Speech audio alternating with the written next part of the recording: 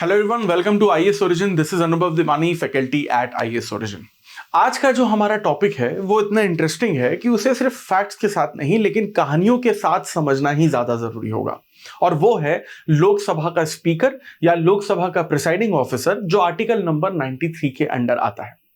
देखिए, जब भी 5 साल कंप्लीट हो जाते हैं लोकसभा को, तो हम सभी लोगों को पता है कि 5 साल के बाद जितने भी काउंसिल ऑफ मिनिस्टर्स होते हैं या प्राइम मिनिस्टर होते हैं, उन सभी काउंसिल ऑफ मिनिस्टर को एक साथ रिजाइन करना पड़ता है।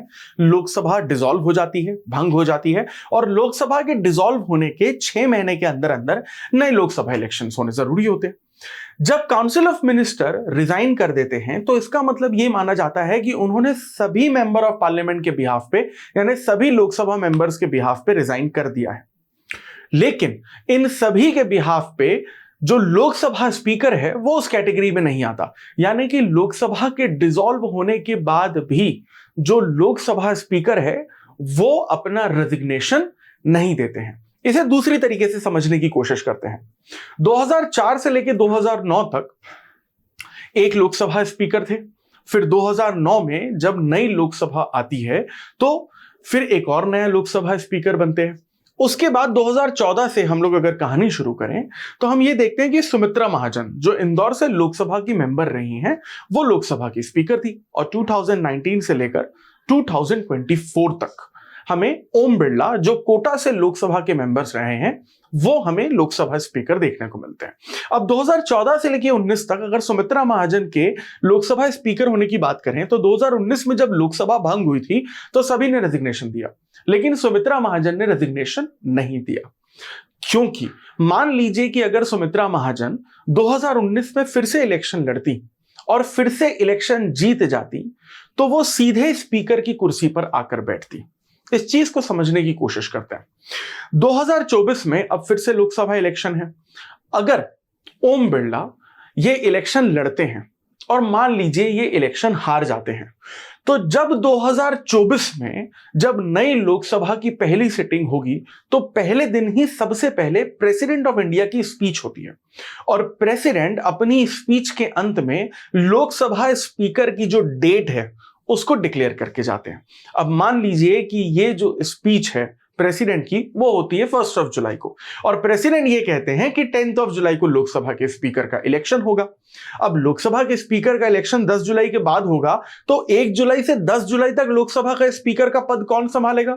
उसके लिए हम क्या करेंगे कि लोकसभा के जो सीनियर मोस्ट मेंबर्स में से किसी एक मेंबर को चुनेंगे और उन्हें एक्टिंग स्पीकर बना देंगे, जिसे हम लोग कॉन्स्टिट्यूशन की टर्म में प्रोटेम स्पीकर कहते हैं। अब वो प्रोटेम स्पीकर उस 10 दिनों में 10 जुलाई तक क्या करेंगे कि जितने भी मेंबर्स हैं जो काउंसिल ऑफ मिनिस्टर के तौर पर जिन्होंने शपथ नहीं ली है या फिर जो प्राइवेट मेंबर्स हैं, सभी लोकसभा के मेंबर्स की वो ओथ करवाते हैं।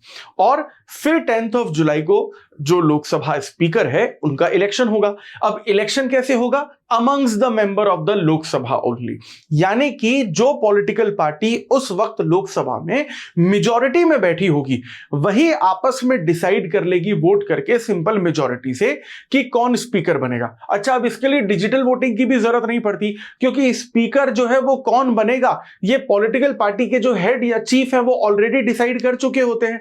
तो सिर्फ वॉइस वोटिंग से डिसाइड हो जाता है कि स्पीकर बनेगा कौन।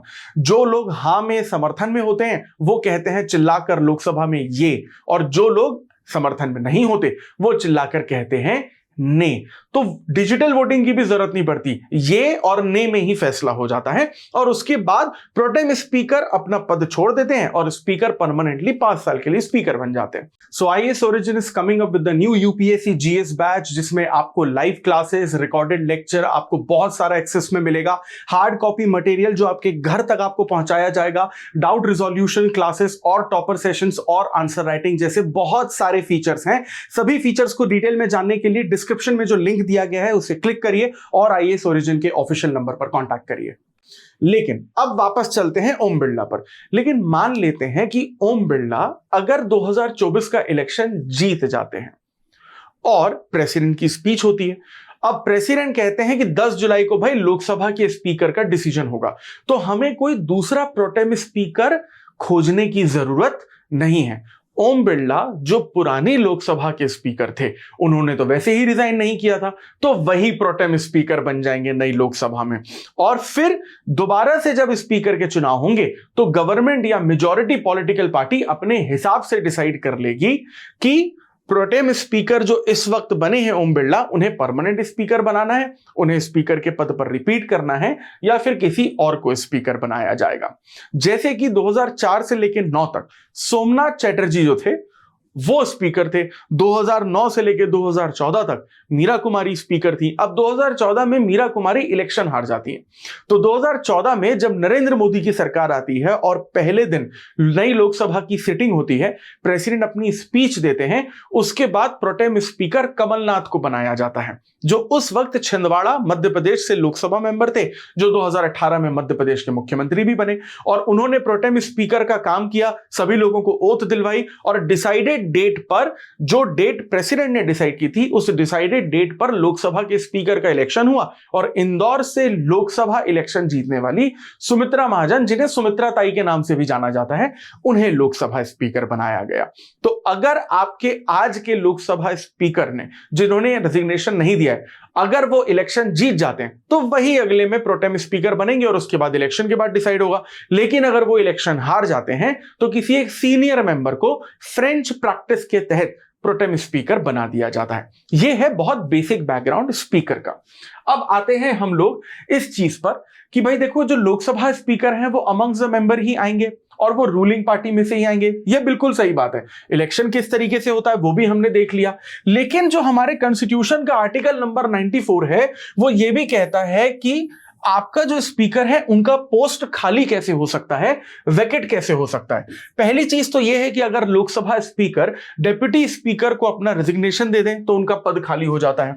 नंबर 2, अगर वो खुद ही पद से डिस्क्वालीफाई हो जाए। एग्जाम्पल के तौर पर, वैसे तो जो लोकसभा स्पीकर हैं वो एंटी डिफेक्शन लॉ से बाहर आते हैं, एक्सेप्शन है, लेकिन दूसरे भी तो तरीके हैं जिससे कोई लोकसभा का मेंबर शायद डिस्क्वालीफाई हो सकता है। जैसे कि अगर कोई भी लोकसभा मेंबर बिना बताए, बिना परमिशन के 60 दिनों तक, 2 महीने तक लगातार लोकसभा ना आए तो 61st डे पे उसको डिस्क्वालीफाई कर दिया जाता है।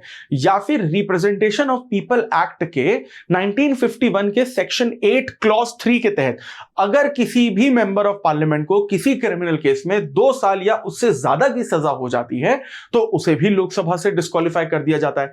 हो सकता है कि इस तरीके का डिस्क्वालिफिकेशन लोकसभा स्पीकर के साथ हो जाए तो उनकी सीट खाली हो जाए। या फिर तीसरी सिचुएशन यह भी होती है कि अगर लोकसभा के स्पीकर को रिमूव कर दिया जाए। अब लोकसभा के स्पीकर को रिमूव किस तरीके से किया जाएगा? सबसे पहले लोकसभा में ही रिजोल्यूशन आएगा टोटल मेंबर्स के 1/4 मेंबर्स के द्वारा, और उसके बाद 14 दिनों का टाइम दिया जाएगा स्पीकर को, और 14 दिनों के टाइम के बाद सिर्फ लोकसभा में वोटिंग होगी, वो भी इफेक्टिव मेजॉरिटी से। अब इफेक्टिव मेजॉरिटी क्या होती है, इस पे आईएएस ओरिजिन में हमने आपको एक वीडियो ऑलरेडी प्रोवाइड करा रखा है, तो वो समझने के लिए आप उस वीडियो पर जा सकते हैं। तो अगर ये तीनों सिचुएशन आती हैं तो फिर हम क्या करते हैं कि लोकसभा के स्पीकर का जो पद है वो खाली हो जाता है, और फिर से हम लोग बीच में एक प्रोटेम स्पीकर बना देंगे जब तक कि हम परमानेंटली कोई फिर से दोबारा स्पीकर ना इलेक्ट कर लें। अब एक और इंपॉर्टेंट चीज यहां पर यह होती है कि लोकसभा के स्पीकर के फंक्शंस क्या क्या होते हैं। देखो, सबसे पहला तो इंपॉर्टेंट फंक्शन यह है कि जब भी कोई बिल लोकसभा में पास हो रहा होता है, चाहे वो ऑर्डिनरी बिल हो चाहे वो मनी बिल हो, तो कई बार ऐसा होता है कि सिंपल मेजॉरिटी के चलते वो बिल 50-50% में टाई हो जाता है। क्योंकि टाई हो भी सकता है क्योंकि टोटल मेंबर्स लोकसभा में 543 है, जिसमें से एक मेंबर तो स्पीकर खुद ऊपर बैठे हुए हैं, तो बाकी बचे नीचे 542, और ये एक इवन नंबर है। हो सकता है कभी कभी यहां पर एब्सोल्यूट मेजॉरिटी में भी टाई हो जाए, और प्रेजेंट एंड वोटिंग में तो हो ही सकता है। तो अगर जब भी टाई हो जाता है बिल की वोटिंग में, तो लोकसभा स्पीकर टाई ब्रेकर की तरह काम करते हैं, और फिर वो लास्ट में अपना वोट यहां पर दे सकते हैं। दूसरी चीज ये होती है कि अगर किसी दूसरे लोकसभा के मेंबर को डिस्क्वालीफाई करना है क्योंकि उन्होंने लोकसभा में बहुत ज्यादा मिसबिहेव कर दिया या प्रोटोकॉल को अगर पूरी तरीके से तहस नहस कर दिया है, तो लोकसभा स्पीकर लोकसभा मेंबर को डिस्क्वालीफाई भी कर सकते हैं। वो बात अलग है कि किहोतो होलोहन केस में 1992 में सुप्रीम कोर्ट ने लोकसभा स्पीकर के इस डिसीजन को जुडिशियल रिव्यू के अंडर रखा है, और स्पीकर के इस डिसीजन को शायद बाद में बदला भी जा सकता है, लेकिन एटलीस्ट पावर तो है ही क्योंकि कॉन्स्टिट्यूशन में यह कहा जाता है कि लोकसभा के अंदर लोकसभा स्पीकर को उतनी ही पावर दी गई है जितनी सुप्रीम कोर्ट के अंदर चीफ जस्टिस ऑफ इंडिया को, यानी उन्होंने जो कह दिया वो फाइनल है। इसके अलावा अगर हम लोग एक और फंक्शन देखें तो जब भी डिस्प्यूट होता है कि कोई बिल मनी बिल है या ऑर्डिनरी बिल है, इस डिस्प्यूट को सॉल्व करने का काम भी स्पीकर ही करते हैं, यानी स्पीकर का कहा इसमें फाइनल माना जाता है।